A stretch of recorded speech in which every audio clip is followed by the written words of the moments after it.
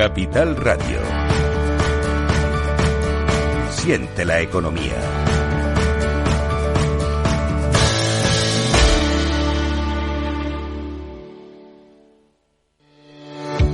Capital Radio celebra desde Málaga el próximo 29 de mayo Caser Investment Summit, donde analizaremos las claves para la gestión de patrimonios en 2024. Contaremos con la presencia de Manuel Méndez de Castro, decano del Colegio de Economistas de Málaga, Francisco López Valverde, responsable del Laboratorio Inteligencia Artificial Aplicada Universidad de Málaga, y Asier Uribe Echevarría, director de Caser Asesores Financieros. 29 de mayo, a las 5 de la tarde, desde Espacio Caser, su flagship en Málaga.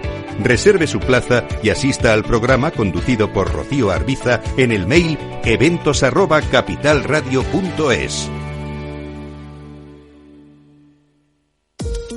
Mientras la ciberseguridad de la información tradicional gira en torno al software y al modo en el que se implementa, la seguridad del IoT incorpora más complejidad. La conectividad ofrece cada vez más escenarios con multitud de dispositivos conectados, donde el más trivial puede llegar a ser peligroso si resulta comprometido. Las soluciones Zero Trust de Zscaler permiten reducir estos riesgos. Descubra más en zscaler.es.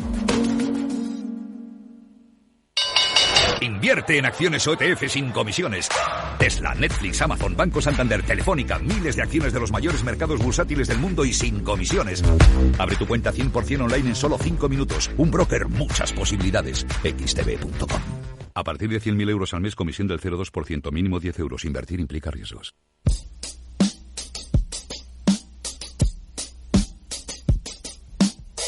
En Capital Radio, After Work, con Eduardo Castillo.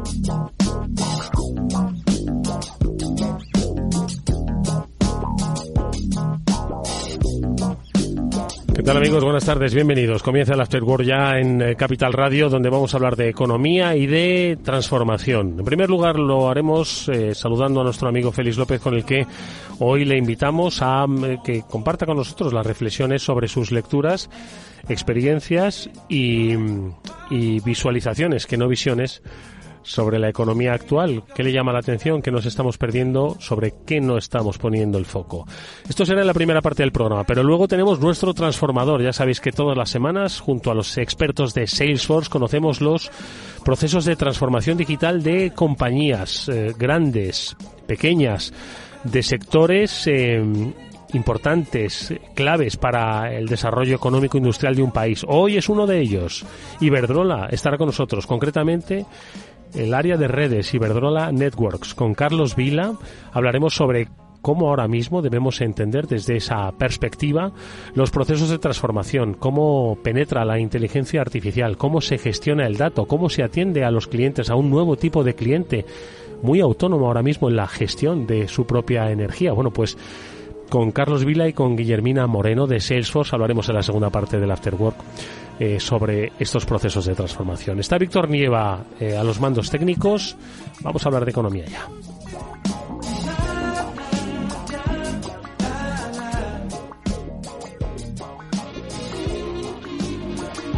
Félix, hoy le hemos trasladado a nuestro programa de los miércoles. Ayer tuvimos un programa interesantísimo, ¿no? También sobre pymes y su aproximación a la tecnología. Pero hoy recuperamos nuestras conversaciones económicas con Félix, al que ya paso a saludar. Félix, ¿cómo estás? Buenas tardes. Muy buenas tardes, Eduardo. Oye, estoy bien. ¿Estás bien? Me alegra saberlo. ¿Estás bien porque la economía está bien, o por lo menos está tranquila de espíritu? Bueno, estoy con eso de que me decías de visualizando, ¿no? Lo de ¿Y qué ves? Que puede ocurrir. ¿Y qué ves? No, reflexionando así un poco, ¿no? Sobre la situación que estaban comentando las noticias, ¿no? La inflación en el Reino Unido, en Europa, en el mundo, que ha sido un poco en el pasado el punto de referencia, ¿no? ¿Y qué va a ocurrir para el futuro, no? Pues hay gente que dice que, bueno, que de alguna manera pues está esto controlando y que de alguna manera no será muy alta.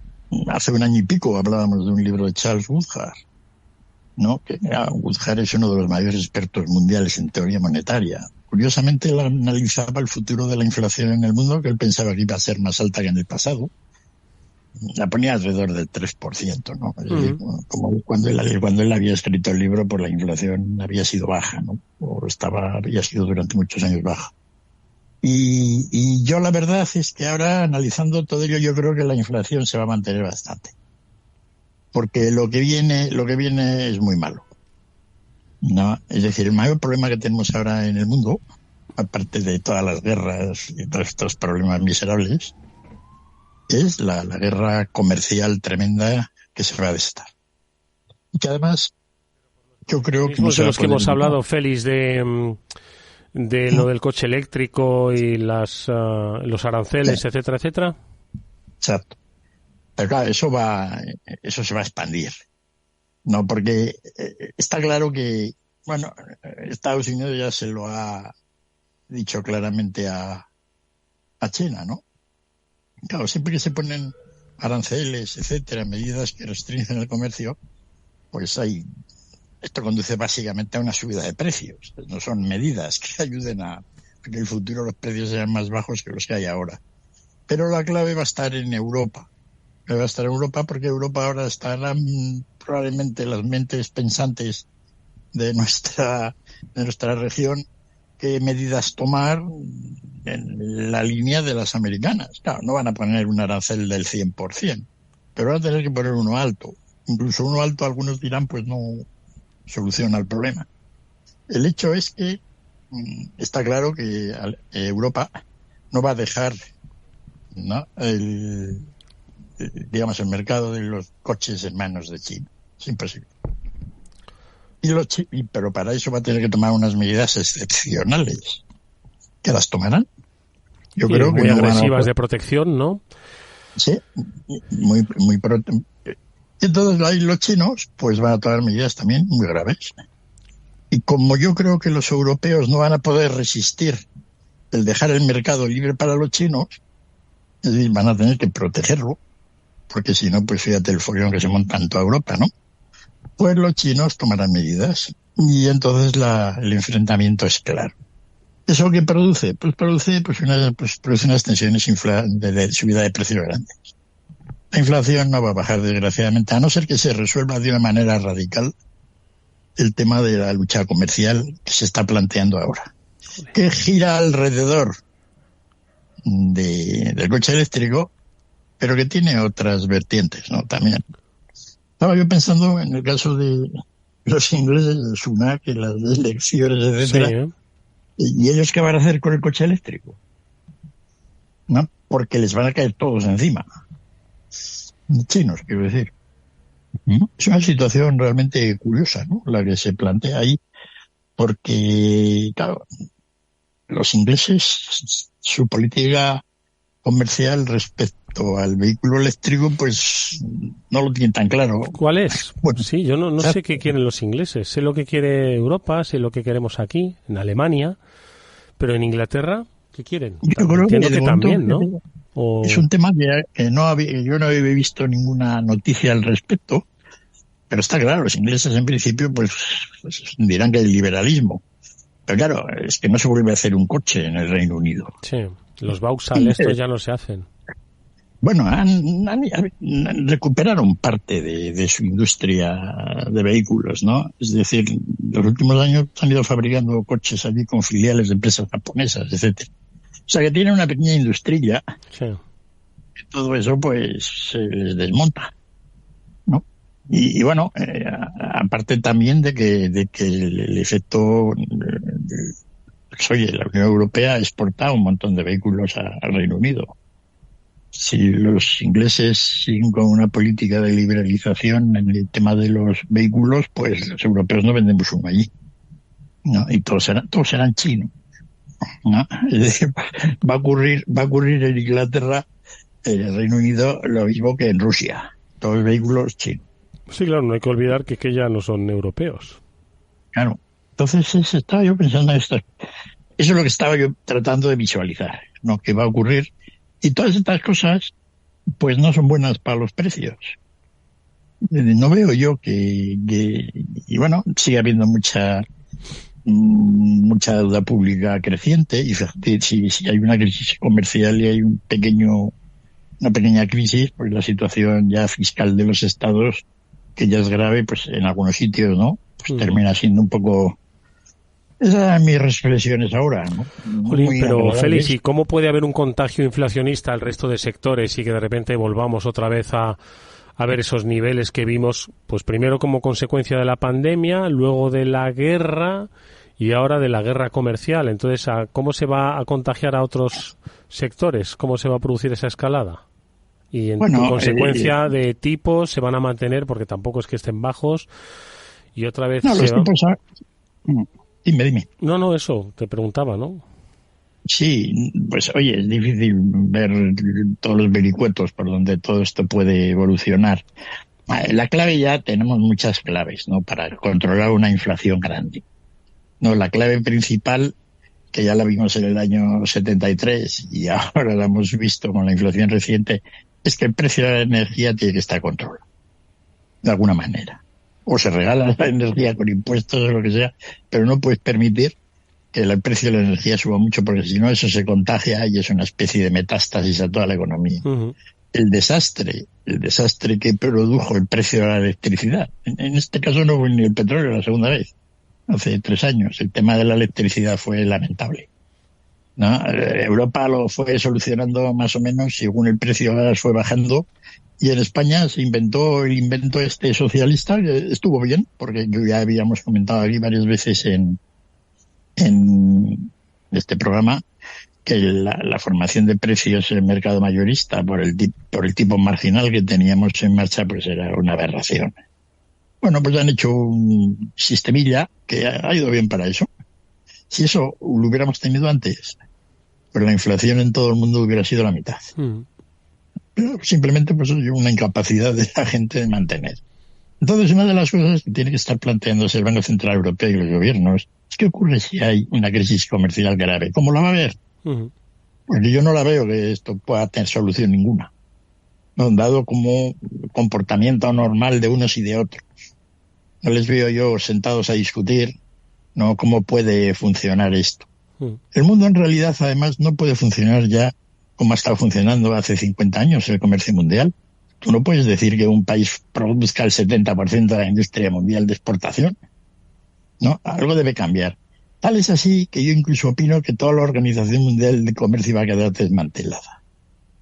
¿No? Todas las normas normales por las cuales nos hemos regido, de si tú subes un arancel yo puedo contraatacarte, etcétera, pero no puedes poner cupos, ¿no?, porque eso no es una norma normal, y entonces todo eso yo creo que va a haber que tener que renegociarse otra vez, o directamente desmantelado. La cosa es grave, ¿no? La cosa es bastante grave, pues claro, estamos en una situación de la industria del mundo realmente se ha visto ya desde hace 20 años, pero nadie ha hecho nada. Si no puedes tener un país como China, que tiene un volumen de exportaciones, un superávit en balanza comercial cada vez más alto. Además, ya era casi de chiste, ¿no? Los chinos han venido amenazando, diciendo, ¡ay, pobrecitos de nosotros! Vamos a ver cómo controlamos la depreciación del yuan, ¿no? La idea de que estaba, pues, que el yuan había problemas, no sabía muy bien qué. Claro, todo el mundo decía, es que también por otra parte China, un yuan un poco depreciado, en esta situación de crisis interna de demanda, pues le viene bien para exportar más. Uh-huh. Pero claro, ¿cómo vas a tener un yuan depreciado cuando los chinos pueden poner el valor del yuan en el punto que quieran y tiene un superávit todavía en balanza de pagos estratosférico? Eso es tomar el pelo al mundo, directamente, ¿no? Y entonces, pues bueno, así es, el yuan tenía que estar a 5, no a 7.50 que quieren mandarlo, ¿no? Porque para equilibrar el comercio mundial, y porque claro, es que los desajustes comerciales que produce la situación de la política comercial china, pues son estratosféricos. China está montada simplemente para que con todo el dinero que tienen todos los estados, los gobiernos locales y el sector, canalizarlo a industrias básicamente para luego exportar. Y toda esta discusión que hay ahora de si hay exceso de capacidad, si no sé qué, todo es así. Es decir, y sobre todo ahora, que antes pues hacían casas, ahora los chinos para evitar la crisis interna que están haciendo, invertir a todo trapo en fábricas, ya lo hemos comentado aquí varias veces, Sí, antes hacían casas y ahora hacen fábricas de coches eléctricos. De coches eléctricos, o lo que hicieron el año pasado, doblaron la capacidad de producción de células fotovoltaicas y de placas solares sobre el año anterior. En un año hicieron el doble de capacidad de todo lo que habían acumulado antes, que era lo mayor del mundo, y era enorme. 30, 40 mil millones de dólares de inversión en placas eléctricas. Claro, luego te digo que parar, porque ya no saben dónde metérselas. Bueno, eso es muy bueno para el mundo, porque en general, pues eso es bueno para el mundo porque, digamos que ese producto es un producto del cual dependemos totalmente de China para los temas de la eficiencia energética y el desarrollo que queremos tener de evitar los hidrocarbonos. Pero desde el punto de vista industrial, para el resto del mundo, eso es un desastre. Todas las placas del mundo... Oye, Félix, ¿y tú crees que se puede reordenar el equilibrio comercial? O, como dices tú, de hecho le vamos a dedicar un programa, si quieres, un día más extenso a la Organización Mundial del Comercio y el rol que juega pues en el siglo XXI, efectivamente, porque tiene normas, acuerdos, disposiciones pues para una economía de hace 70 años, ¿no? China, cuando entró en la Organización Mundial del Comercio hace 24 años, ¿cuándo entró? Es que no lo recuerdo muy bien, pero vamos. Exacto, creo que fueron de finales del 99. Año 99, por ahí, ¿no? Entonces, claro, ¿se puede rediseñar ahora mismo las relaciones comerciales con tales desequilibrios? Europa desindustrializada, la innovación y el conocimiento... pues yo creo que ya bastante definido por bloques. China tiene innovación y conocimiento, porque antes China fabricaba barato, pero ahora fabrica barato y de calidad, ¿no? Y además con conocimiento, ¿no? Y con innovación. Entonces, pues en ese escenario pues yo lo veo bastante complicado, ¿no? Sobre todo si se inicia una guerra comercial. Así es, porque tal como está el mundo, es decir, la clave del desarrollo tecnológico, incluso mantenerse, es la inversión. Hay que meter dinero a toneladas. Si tú metes dinero a toneladas, pues es curioso, tienes investigadores que investigan, porque si no pones dinero, el investigador no puede investigar. Así de sencillo. Entonces, los americanos han resuelto el problema de la inversión, ¿no? Gracias a que hay media docena de empresas, sobre todo en los temas modernos de inteligencia artificial, etcétera. Pues porque hay empresas que son absolutamente enormes y tienen una capacidad de meter dinero que abruma. Hoy contábamos lo de Amazon, ¿no? Leíamos lo de Amazon que dicen que van a montar allí en Aragón menú tinglao, ¿no? Sí. 15.000 millones de euros de inversión. Claro, eso en España no lo puede hacer nadie, no, de ninguna manera. Menos mal que la gente viene y lo hace. Entonces, Estados Unidos tiene ese número de empresas que te pueden invertir 30 a 40 mil millones de euros en cada una, en cualquier proyecto, y no se despeinan. Pero claro, y los chinos también las tienen, porque es todo el gobierno. Los chinos dice Xi Jinping dónde hay que meter pasta, y dice inteligencia artificial, pues en vez de 30.000 como los americanos, me van a matar 100.000.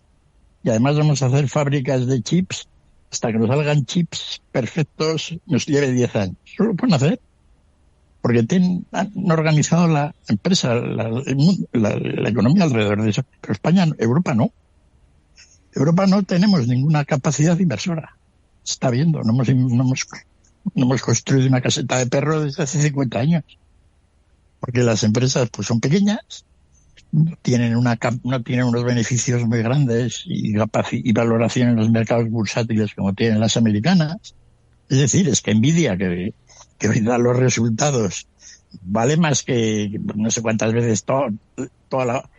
Nvidia, fíjate, va a valer después de hoy aproximadamente el 40% de lo que vale toda España. Todas casas, empresas, coches, todo lo que tenemos los españoles deuda, todo, ¿no? Para que te hagas una idea. Y gestionan y con esa capacidad financiera, no porque estén ganando mucho dinero, porque es una empresa que todavía, pues lo que vende con lo que vale no tiene ninguna relación, pero bueno, tienen una capacidad financiera al tener el valor las acciones esas, que pueden hacer lo que quieran, cosa que España no puede hacer. Si Nvidia tiene más capacidad de inversión, si quisieran, si tuvieran que hacerlo, que toda Europa junta. Entonces es algo que ese es el problema. Los europeos hemos sido incapaces de gestionar. Y no podemos gestionar Cuando hicimos el tema de los fondos estos estructurales, era para dar un dinerillo, ¿no? Que no estaba mal.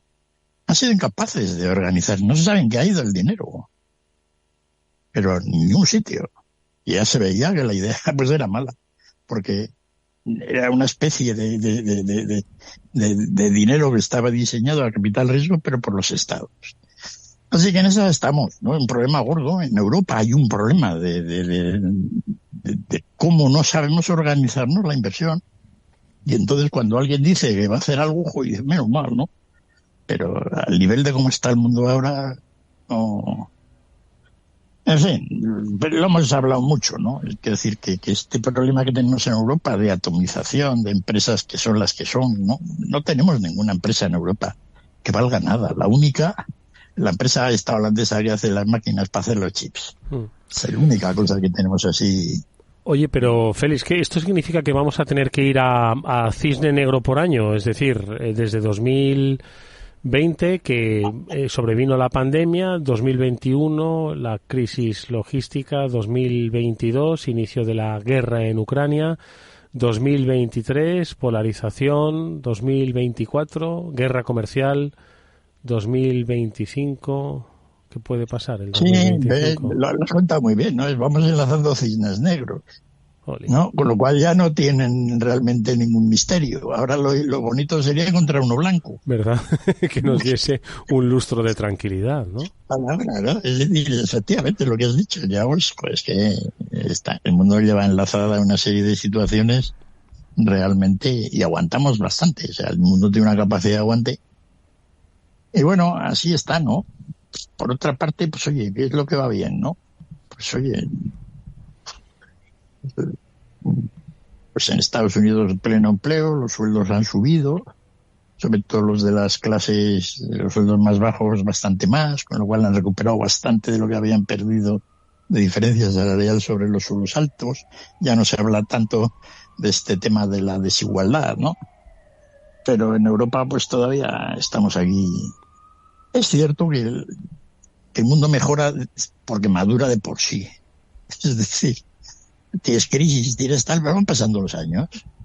Y entonces pues el iPhone que tenemos pues funciona mejor, ¿no? Es decir, hay una cierta mejora, aunque las cosas vayan realmente mal. Yo esto me quedé muy sorprendido. Hay un americano, tal Fields, que escribió un libro sobre la Gran Depresión. Es reciente el libro, un día lo comentamos. Uh-huh. Y cuenta cómo, fíjate, la Gran Depresión en Estados Unidos, aparentemente lo que fue. Claro, luego te das cuenta que la Gran Depresión que hemos tenido en España estos 12 años últimos ha sido casi peor, ¿no? En cuanto a nivel de paro, etcétera, pues parecido, ¿no? Pero que digamos, en el medio de esa Gran Depresión, pues las cosas estaban mejorando mucho desde el punto de vista de las cosas que el país hacía, tecnología, etcétera, básicamente, ¿no?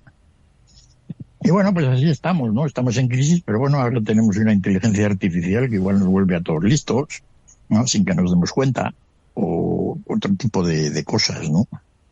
Y eso hace que, bueno, pese a que las cifras económicas no parece que mejoren, pues igual el mundo está mejorando algo.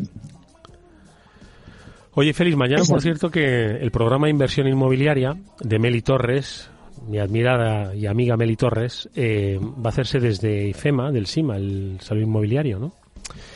Y he leído ahí que también, bueno, seguro que le van a decir cosas importantes, ¿no? Interesantes sobre cómo el sector. ¿Tú has oído cosas del sector, de cómo está el tema de las casas? Sí, es un tema recurrente, ¿eh? Porque se puede hablar cuando están muy altas o se puede hablar cuando tienen que subir todavía más. ¿Cómo está ahora? En tu exploración visual, ¿has visto algo del inmobiliario? Sí, hay unas zonas en España que pues ha venido, pues, se dice que ha venido capital extranjero, ¿no? Aquí alrededor de mi casa han ocurrido varias operaciones de estas y efectivamente te das cuenta de que se venden a unos precios que no tienen, ¿no? Cualquier pisillo de media monta 2 millones de euros, ¿no? Pero de media. Y tampoco es que Madrid sea un lugar donde podríamos decir que hay unas zonas de superlujo. El lujo en Madrid pues es un lujo pues para ir tirando, ¿no? Pero en el resto de España, pues oye, sobran lugares para construir y en realidad el inmobiliario pues es barato en muchos sitios. es cierto que el problema que tenemos en España es que no hemos construido casas. Construimos muchas, menos mal, ¿no? En su día, de la sí. burbuja, pero que ahora no hemos construido ninguna. Oye, nos apuntamos el tema, ¿vale? Organización Mundial del Comercio, la Gran Depresión y un poco de ladrillo para el próximo programa. ¿Te parece? Bueno, vamos a mirar a ver que sí. Bueno, pues si visualizamos algo por ahí. Está. Pues te deseo la mejor de las vistas, Félix, que luego nos lo cuentas estupendamente. Gracias por haber estado con nosotros estos primeros minutos del After Work. Nos vemos la semana que viene, Félix. Saludos a todo el mundo. Un abrazo fuerte.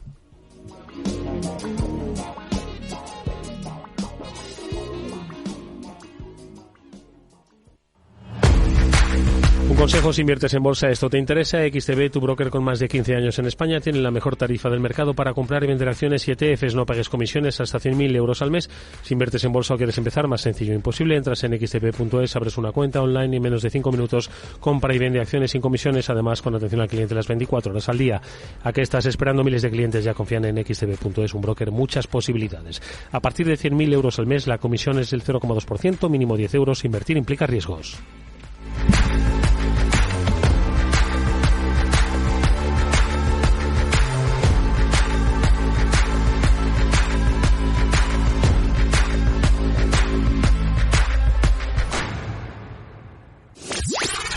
Capital Radio, la genuina radio económica. Siente la economía. Hay una fragancia que distingue al hombre que la lleva. Un nombre así como en francés que acaba en U. Déjate envolver por el magnetismo de un nombre así como en francés que acaba en U. Un nombre así como en francés que acaba en U. Si nadie se acuerda de tu marca, la publicidad no sirve para nada. Con la radio no pasa. Las 3 marcas más recordadas del mercado, El Corte Inglés, Once y La Mutua, invierten en radio 5 veces más que la media del sector. Si diriges una de ellas, enhorabuena. Si no, te estamos esperando. Hazte inolvidable. Anúnciate en radio.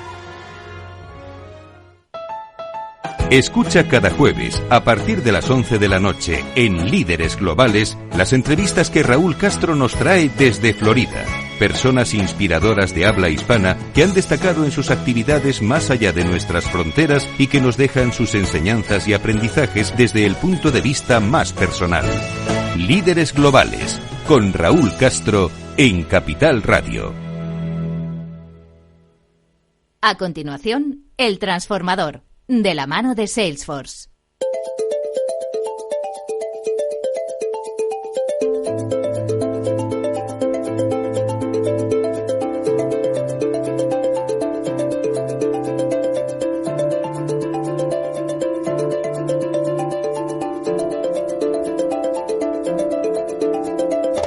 Bueno, comienza nuestro transformador ya que realizamos cada semana con la ayuda de los expertos de Salesforce. Hoy nos acompaña la ejecutiva de cuentas global de Salesforce, Guillermina Moreno, a la que ya paso a saludar. Guillermina, ¿cómo estás? Buenas tardes. Hola, buenas tardes. Muchas gracias Eduardo por invitarnos. Que me va a ayudar a pilotar una conversación interesantísima hoy con la empresa invitada. Estamos hablando de una gran compañía energética, estamos hablando de Iberdrola, concretamente de su división de redes. Su responsable global de excelencia operativa, Carlos Vilamontañés, nos acompaña, es nuestro invitado hoy. Carlos, buenas tardes, bienvenido. Muy buenas tardes. Bueno, pues hablemos de energía, porque yo creo que hay mucho que conocer, hay mucho que redescubrir, hay mucho que hablar y sobre todo ver cómo en ese escenario, que ahora le vamos a pedir a Carlos que nos lo defina, pues tiene que ver la tecnología, ¿no? Y cómo se aproxima a los clientes, a nuevos clientes, a diferentes formas de aproximarse a clientes a los que uno no vende directamente, ¿no? Son muchas las cosas que yo creo que punto por punto vamos a ir conociendo, pero yo creo que lo primero de todo, Carlos, sería pues un poco situar el área de redes, ¿no? Dentro de lo que es la compañía Iberdrola, la que todo el mundo identifica, pero cuando hablamos concretamente de network, en este caso de redes, ¿cómo lo identificamos? Pues sí, Iberdrola, como otras, es una compañía energética que implica varios negocios, ¿no? Entonces, si tú coges el ciclo entero de la energía, tienes la producción de energía, la generación, tanto ciclos combinados, nuclear, como ahora las renovables, ¿no? Solar, viento, hidráulica, en un extremo.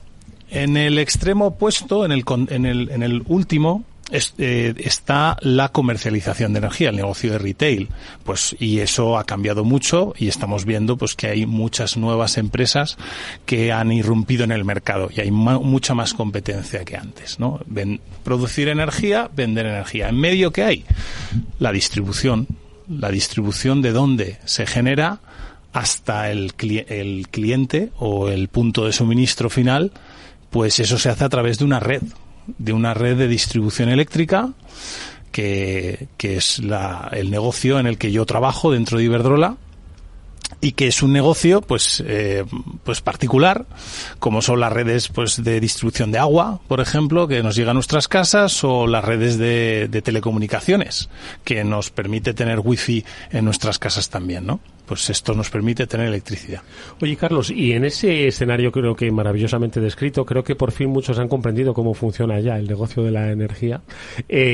Cuando hablamos de redes, has dicho que, oye, se han vivido pues muchísimas circunstancias. Estamos hablando de las renovables, los cambios, ¿no?, en los hábitos de consumo energético, y en este sentido irrumpe con fuerza desde hace años un concepto que es el de la transición energética, que es el que marca, yo creo, un poco los desarrollos, los desafíos, los proyectos de toda índole, ¿no? Entonces, en este sentido, en este momento, ¿cuál dirías que es el momento que vive el área de redes, el área de distribución al que tú representas, pues en este escenario, como digo, de transición energética?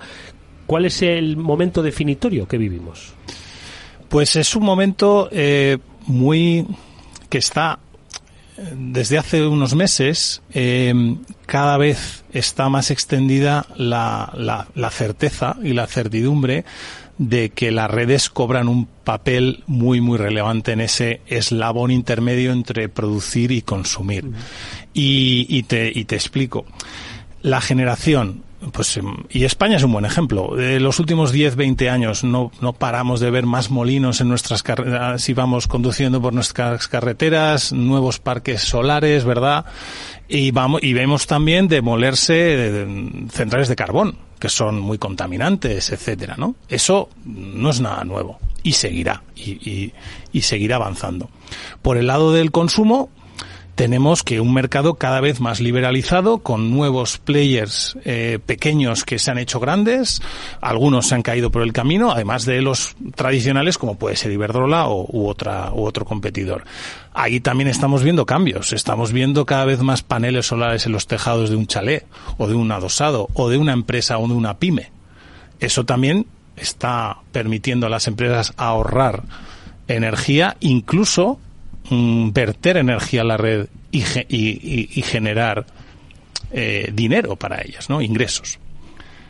No se ha hablado tanto de las redes, ¿no?, que son las que yo vengo hasta hace unos 6-9 meses, en las que esas redes, para interconectar tanto una cosa como la otra, cada vez se hace más fundamental. Y te pongo un ejemplo.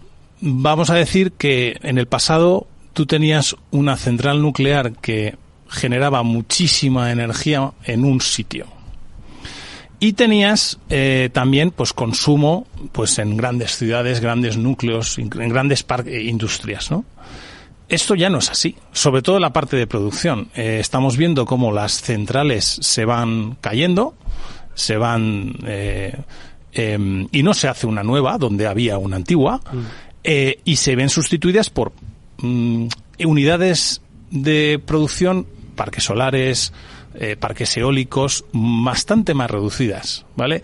Una central nuclear al uso podría generar lo que 5 parques eólicos medianos, 5 o 10, depende de...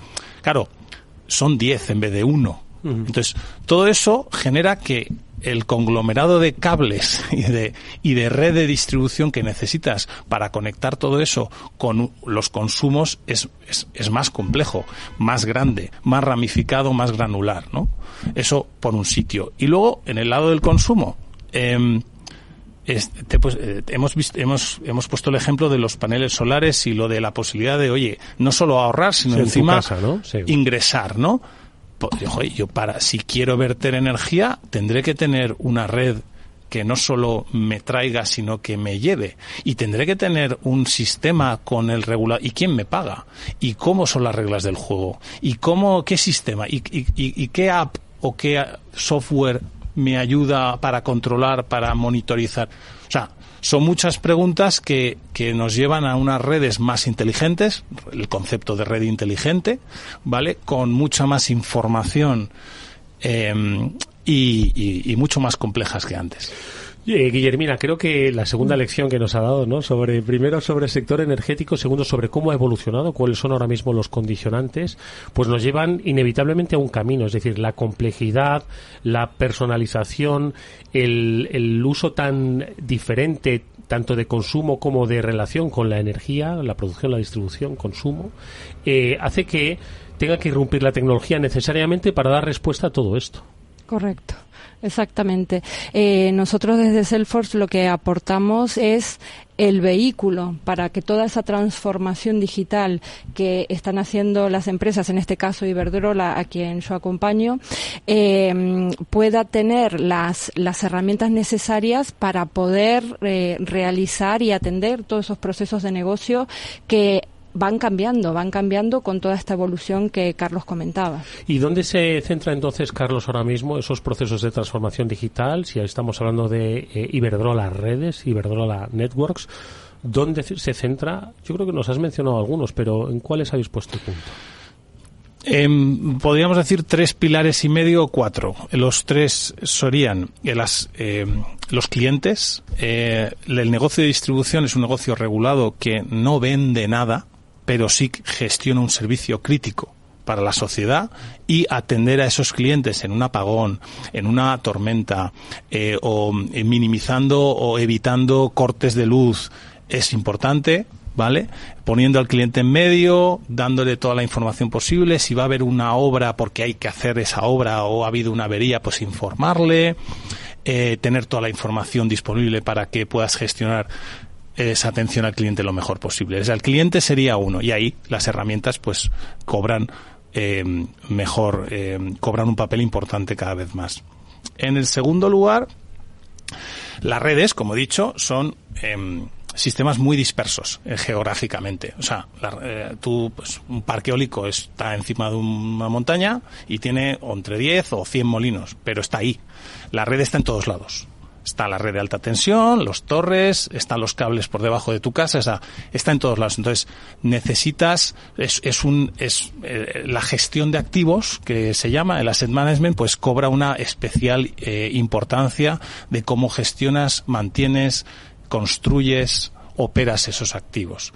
Ahí cada vez es más importante tener herramientas que de un vistazo me permitan ver, oye, en qué estado están mis instalaciones, si tengo que mandar a alguien, si no tengo que mandar a alguien a arreglar nada porque está perfecto, que me avise, que me dé la información, que pueda operarla remotamente y no precisamente evitar desplazamientos, reducir la huella de carbono, etcétera, ¿no?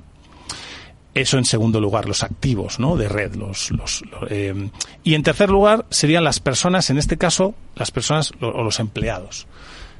Una red tan dispersa de activos necesita brigadas, personas, lo que llamamos personal de campo, distribuido y eficientemente gestionado.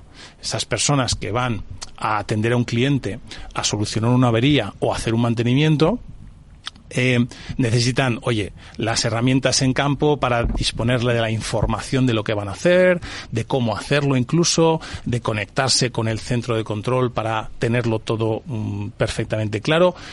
Obviamente estamos hablando de electricidad, y la seguridad para Iberdrola y para todos sus competidores es lo más importante de todo, la seguridad de las personas, de los empleados, del público y de las instalaciones. Entonces, ayuda mucho la tecnología ahora, pues con vía apps o vía tablets, para mandar lo que has hecho, el report o una incidencia automáticamente evitando papeleos, etcétera, ¿no? Entonces, esas 3 serían clientes, activos por el tipo de instalaciones que tenemos, y personas en el usuario interno, la mejora del usuario interno, serían muy importantes. Soportando todas esas están los datos, ¿no? Que ahora mismo pues ahí cada vez está más extendido esta visión de que los datos son el activo más valioso de una compañía, ¿no? Sí, es verdad, sobre todo cuando tienes tantos. Y Iberdrola Redes, que tiene más de 100 años de historia, pues tiene 100 años de datos y nuevos cada vez más, ¿no? Porque hay cada vez más información, más sensores de estos que los contadores inteligentes que te inundan. Todo. Todos son datos. Todo. Ahora vamos a hablar un poco de la gestión del dato, y es fundamental, pero claro, nos has descrito pues unos focos de trabajo, clientes, activos, personas, ¿no? Que tienen que, de alguna forma, transformarse culturalmente hacia esa digitalización, utilizar recursos para eficienciar, como has dicho, los procesos. Y para eso os apoyáis en algunas cosas en Salesforce. Uh-huh. ¿Cómo lo estáis haciendo? ¿O me lo cuenta Guillermina? Vale. Bueno, nosotros concretamente con el equipo de redes somos un partner estratégico, y para todos los procesos de negocio que ha comentado Carlos tenemos soluciones. En concreto, por ejemplo, estamos desarrollando y acompañándolos para lo que es todo el trabajo de campo, tanto en la organización de los técnicos de campo para que se gestionen de la forma más eficiente según el skill de las personas, las habilidades y los recursos y los activos que tienen cada uno en su propia furgoneta, etcétera, para hacer el mantenimiento tanto proactivo como reactivo en función si ha habido una tormenta o algún tipo de accidente, como comentaba Carlos. Esto lo estamos haciendo en diferentes países.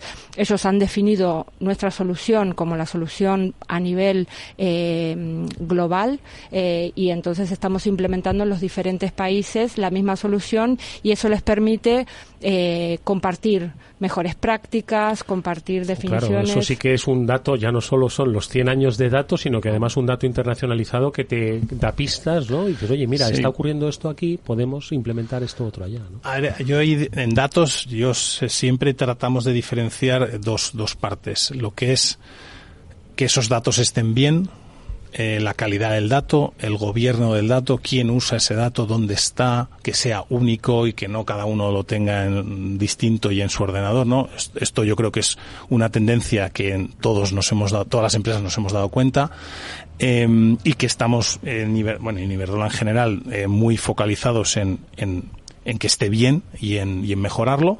Y luego está el tema de analítica de datos, que quizás sea más popular, ¿no? Más trending topic, pues la inteligencia artificial o incluso la inteligencia artificial generativa, que bueno, tenemos, te diría, 10 años de experiencia en eso, en cuanto a inteligencia artificial. Esto no es nada nuevo, quizá la generativa sí, pero la de tradicional, que se suele llamar, pues tenemos un montón de datos y hay algoritmos, hay automatizaciones, hay machine learning, etcétera, que nos ayudan a gestionar esa ingente cantidad de datos, por ejemplo, de los contadores inteligentes. ¿Cómo estáis aplicando la inteligencia artificial, o qué ejemplos podrías un poco ponernos? A ver. Pues te decía que teníamos 100 años de datos, pues tenemos, pues no sé, te puedo decir, en sistemas, porque claro, no tenemos parte de los 100 años están en papel. Tenemos, pues imagínate, todos, tenemos 20 años de histórico de averías de nuestros activos, de nuestros cables, de nuestros transformadores, de nuestros postes. Si tú te pones a trabajar eso, ves patrones de equipos que tienden a fallar, zonas que son más, vamos a decir, críticas porque las condiciones meteorológicas o por las condiciones de la red o por el consumo, porque hay mucha industria. Entonces nos podemos anticipar tanto para evitar posibles averías y incluso reemplazar los elementos antes de que fallen, ¿no? Eso es un ejemplo que se puede hacer con generativa, pero que se viene haciendo desde hace años con algoritmos un poco de inteligencia artificial. Casos hay miles, hay un montón. Guillermina. Podemos poner un ejemplo que vamos a hacer, por ejemplo, en Brasil, en el mercado regulado, para el técnico de campo, cuando va a resolver una avería, hace un montón de actividades y que va completando en la herramienta que tiene en la tablet, y cuando termina se hace como un resumen, la inteligencia artificial generativa hace un resumen total de la actuación que ha hecho este técnico, y eso se va a grabar como parte de la base de conocimiento para el resto de técnicos que vienen por detrás y tienen una avería similar.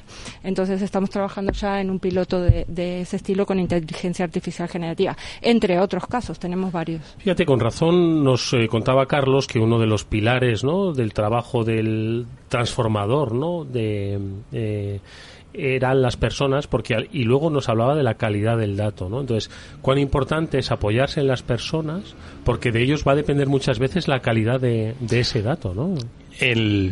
Por eso yo soy muy pesado, porque creo que la analítica está en boca de todos, la inteligencia artificial, pero no tanto está la calidad y el gobierno del dato. Y es algo que, por lo menos en Iberdrola, tenemos muy claro que tan importante es una cosa como la otra. Es más importante los cimientos que el tejado, ¿no? Entonces, dentro de ese gobierno también está lo que llamamos cultura del dato.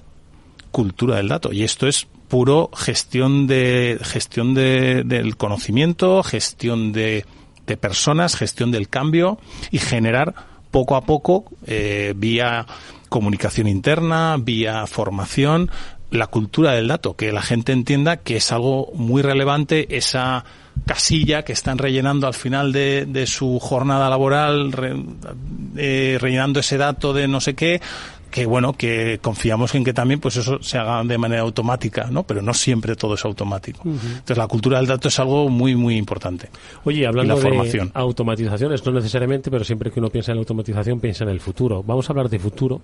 ¿Cuál es un poquito la visión que tenéis o el camino que creéis que se debe llevar para ir a un futuro que obviamente va a pasar por más aplicaciones de inteligencia artificial, pero entiendo que también otras cosas, ¿no? Sí, si hablamos de digitalización, hemos dicho algunas cosas ya, ¿no? Pero obviamente pues ahí está la inteligencia artificial generativa, pero la inteligencia artificial generativa en la que estamos explorando y pilotando y incluso aprovechando ya, hay que ver dónde tiene sentido utilizarla. Tenemos claro ya varios casos de uso, nosotros y el resto, pero tenemos que ver, a ver, tiene sentido en algunos sitios y en otros quizá no tanto. Necesariamente, claro. Eso es. Por un lado, la generativa. Por otro lado, toda la parte de lo que se llama ahora experiencia de usuario. Es decir, los sistemas antes no se tenía en cuenta la persona que está usando ese sistema. O sea, podemos hablar del mejor de los sistemas, pero no necesariamente, o el que permite una eficiencia mayor, o el que permite la mayor performance, pero el que no es necesariamente fácil de usar, o intuitivo, o rápido, entonces hay un gran foco también dentro de la digitalización en acercarla a las personas y al usuario, ¿vale? Eso es súper importante también. Simplificar, esto al final, si no tienes una estrategia, te van creciendo los sistemas y las iniciativas y las ideas y los pilotos, y al final tienes un desastre. Hay que tener un cierto orden, hay que tener una estrategia, porque al final esos sistemas se tienen que conectar, integrar, y los costes y el rendimiento se te pueden disparar, y se puede ser también, ¿no? Entonces son cosas, y luego lo que ya hemos comentado de democratizar los datos, generar esa cultura en las personas que usen y que realmente exploten todo el valor de esos datos, ¿no? Guillermina, me resulta interesantísima la reflexión que está compartiendo con nosotros Carlos, porque especialmente, ¿no?, cuando decía poner al cliente en el centro, es que yo creo que hay un cambio en el paradigma del concepto del cliente, incluso en empresas que, como nos decía al principio, la distribución al final no vende al cliente, lo que da es un servicio, ¿no?, a través de...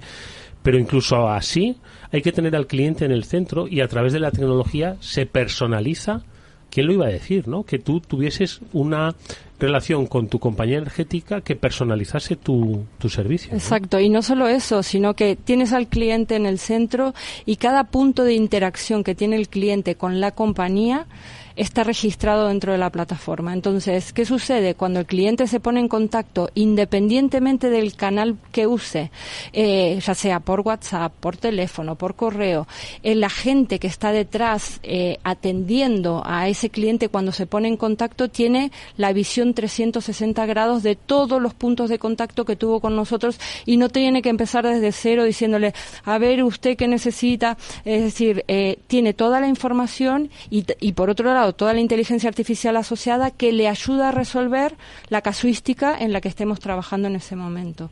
Entonces, lo que estamos por ver es súper interesante. Última reflexión, Carlos.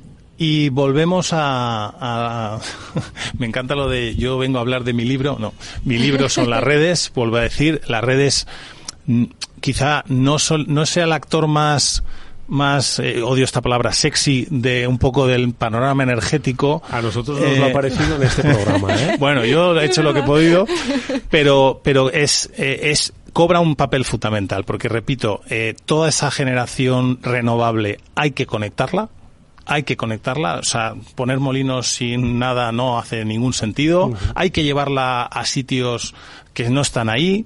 Y luego, pues, por último, los clientes cada vez nos piden más cosas y son más exigentes y hay que satisfacer esas demandas y darles todos los servicios que se pueda. Bueno, pues hoy yo creo que con la reflexión y conocimiento de nuestro invitado, de Carlos Vila, creo que se está dando respuesta a lo que están pidiendo los clientes. Carlos Vila Montañés es responsable global de excelencia operativa de Iberdrola Redes. Gracias, Carlos. Enhorabuena por el trabajo. Mucha suerte para el futuro. Gracias a vosotros. Y también a Guillermina Moreno, que es ejecutiva de cuentas global de Iberdrola en Salesforce. Gracias, Guillermina. También mucha suerte. Los desafíos son apasionantes. Muchísimas gracias, Eduardo. Nosotros terminamos este transformador y también terminamos el programa que volverá mañana a las 19 horas en la sintonía de Capital Radio. Como siempre, muchas gracias y hasta entonces.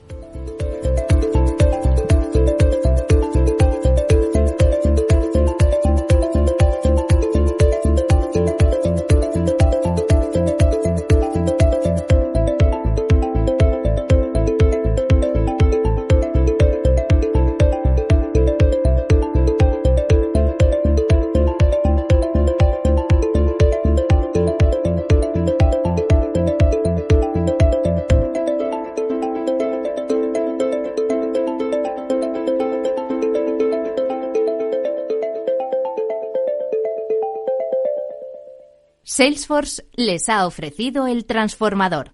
Para personas inquietas, Capital Radio.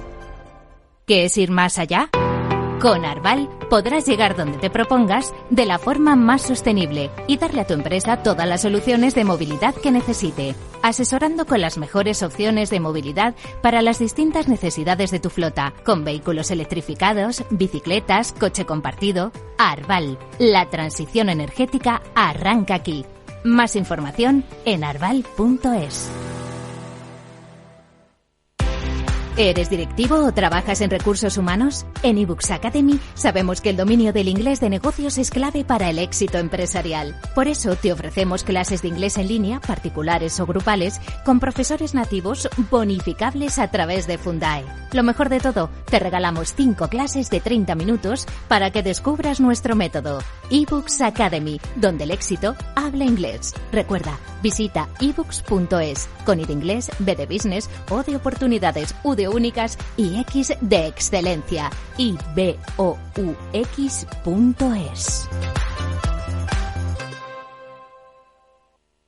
Capital Radio.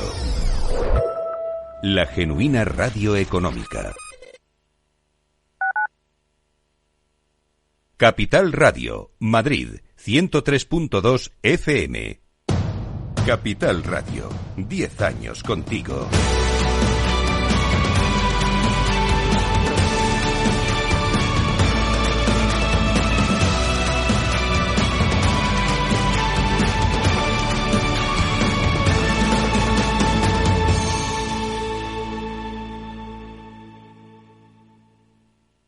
Las 7 de la mañana, hora central europea.